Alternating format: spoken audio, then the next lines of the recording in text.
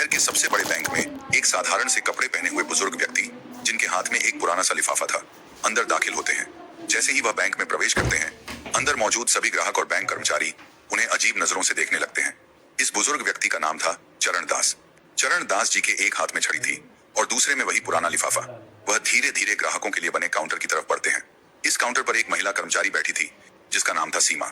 Bank के अंदर मौजूद हर व्यक्ति की निगाहें चरण दास जी पर टिकी हुई थी। धीरे धीरे चरण दास जी सीमा के पास पहुंचते हैं और बड़ी विनम्रता से कहते हैं, देखिए बेटी, मेरे खाते में कुछ गड़बड़ हो गई है, ये ठीक से चल नहीं रहा है।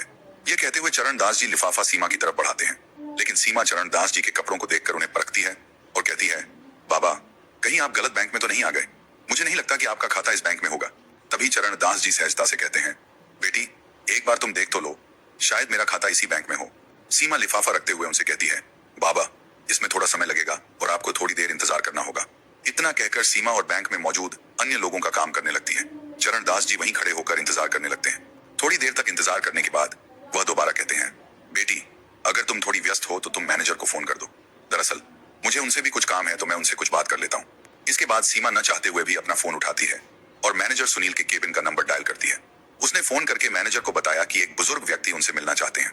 मैनेजर सुनील चरण दास जी को दूर से ही देखता है। चरण दास जी बड़े साधारण दिख रहे थे। मैनेजर सुनील फोन पर सीमा से पूछता है, क्या यह हमारे बैंक का ग्राहक है या ऐसे ही कोई मुंह उठाकर चला आया है?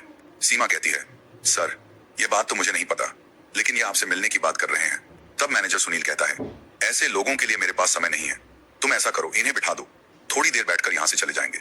मैनेजर सुनील के आदेश अनुसार सीमा चरण दास जी को वेटिंग एरिया में बैठा देती है। वह कहती है, बाबा, आप वहां बैठ जाओ, थोड़ी देर में मैनेजर साहब फ्री हो जाएंगे और उसके बाद आपसे मिल लेंगे। चरण दास जी वहां से टहलते हुए वेटिंग एरिया की तरफ चले जाते हैं और कोने में रखी एक कुर्सी पर जाकर बैठ जाते हैं।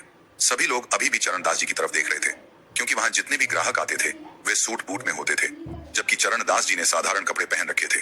देखने से भी नहीं लग रहा था कि उनका खाता इस बैंक में होगा, क्योंकि इस बैंक में अमीर लोगों के खाते होते थे।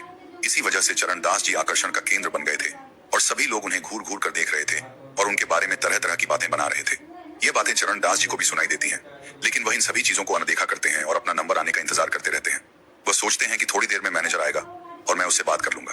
बैंक के अंदर एक और व्यक्ति छोटी पोस्ट पर काम करता था, जिसका नाम था अमित। अमित अभी बाहर गया हुआ था और जैसे ही वह बैंक के अंदर आता है तो वह देखता है कि एक बुजुर्ग व्यक्ति वेटिंग एरिया में बैठा हुआ है, जिसकी तरफ सभी लोग देख रहे हैं और उसके बारे में तरह तरह की बातें कर रहे हैं। कोई उसे भिखारी कह रहा है तो कोई कह रहा है कि इस बैंक में तो इसका खाता हो ही नहीं सकता और ये यहाँ कैसे आ गया, ऐसे लोगों को इन लोगों ने क्यों बैठा रखा है। इस तरह की बातें उनके बारे में चल रही थी। अमित ये सभी बातें सुन लेता है। इसके बाद अमित सीधा चरण दास जी के पास जाता है और बड़े आदर भाव से उनसे पूछने लगता है, बाबा, आप यहाँ क्यों आए हो और क्या काम है आपको? अमित को यह सब कुछ बहुत बुरा लगता है। वह बुजुर्ग व्यक्ति की हालत देखकर थोड़ा परेशान हो जाता है और इसी वजह से उनसे पूछने गया था। चरण दास जी अमित को बताते हैं, मुझे मैनेजर से मिलना है और उससे मुझे कुछ काम है। ये बात सुनकर अमित उनसे कहता है, ठीक है बाबा, आप थोड़ी देर यहाँ इंतजार करो, मैं अभी मैनेजर से बात करके आता हूँ। इसके बाद अमित मैनेजर सुनील के केबिन में जाता है और उन्हें उस बुजुर्ग व्यक्ति के बारे में बताता है। लेकिन मैनेजर सुनील पहले से ही उस बुजुर्ग व्यक्ति के बारे में जानता था और कहने लगता है, मुझे पता है, मैंने ही उसे वहां बिठा रखा है, थोड़ी देर वहां बैठेगा और बैठने के बाद वहां से चला जाएगा। इसके बाद मैनेजर सुनील अमित को कोई और काम बता देता है और कहता है, तुम अपना काम कर लो और तुम्हें इस चीज से कोई मतलब नहीं है। अब अमित दूसरे काम में लग जाता है और धीरे धीरे उस बुजुर्ग व्यक्ति को वहां बैठे हुए लगभग 1 घंटा हो गया था। 1 घंटे तक बुजुर्ग व्यक्ति अपना धैर्य रखते हैं, लेकिन उसके बाद उन्हें यह बात सहन नहीं होती। वह खड़े होते हैं और मैनेजर सुनील के केबिन की तरफ बढ़ने लगते हैं। जैसे ही वह मैनेजर सुनील के केबिन की तरफ बढ़ते हैं, मैनेजर देखता है कि वह बुजुर्ग व्यक्ति उसके पास ही आ रहा है, तो वह फौरन अपने केबिन से बाहर निकलता है और उस बुजुर्ग व्यक्ति के सामने खड़ा हो जाता है और अकड़ते हुए पूछने लगता है, हाँ बाबा, बताइए आपको क्या काम है? चरण दास जी अपना लिफाफा आगे बढ़ाते हुए कहने लगते हैं, बेटा, ये देखो, मेरे बैंक अकाउंट की डिटेल इसके अंदर है और मेरे बैंक अकाउंट से कोई भी लेन देन नहीं हो पा रही है। आप देखकर ये बताइए कि इसमें क्या दिक्कत है। अब इस बात को सुनकर मैनेजर सुनील थोड़ी देर तक सोच विचार करता है और कहता है, बाबा, जब किसी बैंक अकाउंट में पैसे नहीं रहते तो ऐसा ही हो जाता है। मेरे ख्याल से आपने भी अपने अकाउंट में पैसे जमा नहीं करवाए होंगे और इसी वजह से आपके अकाउंट की लेन देन रोक दी गई है।